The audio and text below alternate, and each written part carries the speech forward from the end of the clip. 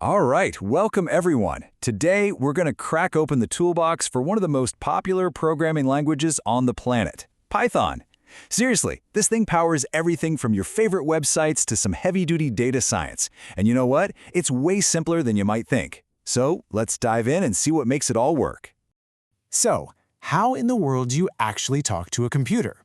It's not magic or anything, you just have to learn its language. And that's exactly what programming is. Think of it like learning any new language. You've got new words, new grammar, all so you can give a machine a set of perfectly clear instructions that it can understand. You know, every language starts with nouns, right? The names for things. Well, in programming, our most basic raw material is pretty similar. It's just a way for us to name something and hold on to a piece of information. From these simple little building blocks, we're going to construct everything else. And that brings us to our very first building block, variables. Honestly, the best way to picture a variable is just as a labeled box or a container. You give the box a name, you put some data inside it, could be a number, could be some text, and now anytime you need that data, you just refer to it by the box's name. It's really that simple. So let's walk through what the computer is actually doing here, line by line. First, it sees x equals 5. Easy enough. It just creates a box named x and puts the number 5 inside. Then it goes to the next line, y equals x plus 3. Okay, so it looks inside the x box, finds the 5, adds 3 to it, gets 8, and then stores that result in a brand new box called y. The final command, print y, is just us telling the computer, hey, show me what's inside the y box, and poof, out comes the number 8. Okay, so there are a few key rules of the road you gotta know. First, Python is case sensitive. That means a lowercase a and an uppercase a are seen as two totally different things. Second, data has types. The computer needs to know if it's working with a number that it can do math with or a string of text. And finally, we've got two super useful tools, print, which lets us peek inside and see what the program's doing, and input, which lets our program actually ask the user for information. All right, so we can store stuff. Cool. But what's next? You know the real power kicks in when our program can start making decisions for itself. It's time to give our code some logic. We do this with something called if-else statements. They're basically just a fork in the road for our code. In this example, the program asks for a number and then it hits a question. Is this number greater than 0?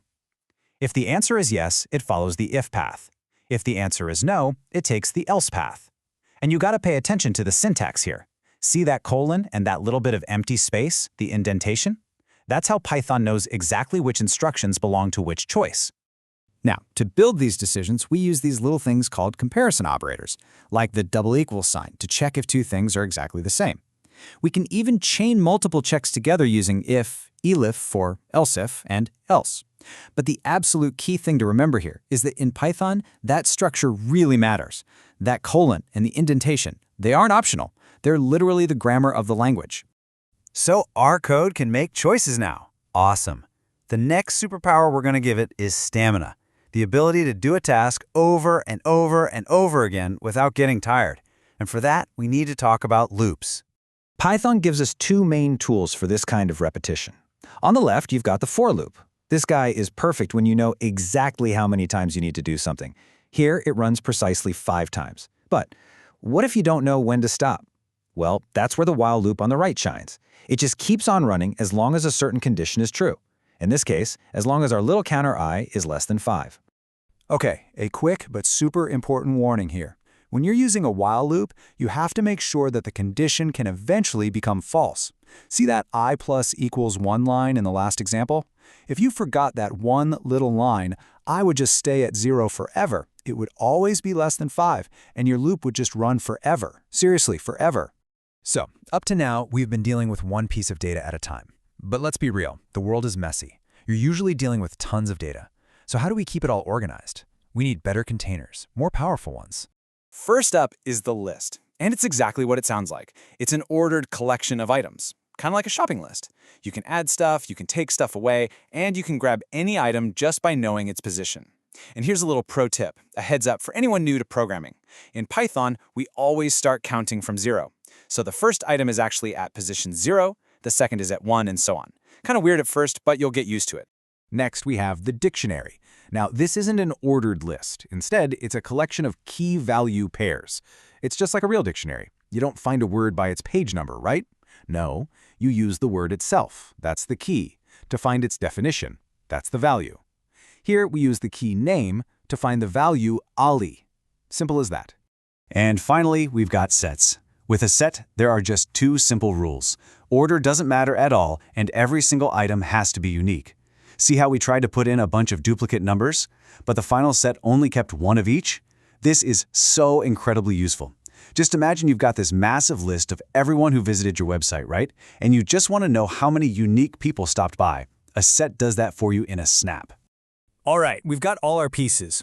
Variables, decisions, loops, ways to organize our data. The final piece of this whole puzzle is figuring out how to bundle our code into nice, clean, reusable blocks. And we do that with something called functions. A function is basically a mini program that you can package up, give a name to, and then call it whenever you need it. Here, we've created our own little command called add. Now, instead of writing that addition logic over and over, we can just call our add function. This is the absolute key to keeping your code clean and organized. And that brings us to maybe one of the biggest and coolest ideas in all of programming: classes. A class isn't just a block of code, it's a blueprint. Here, we've designed a blueprint for a person.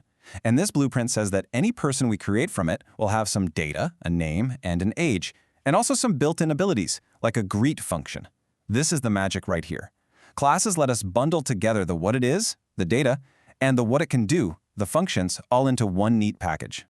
So there you have it. We've covered variables for storing stuff, logic for making decisions, loops for repetition, and how to structure all our data and code.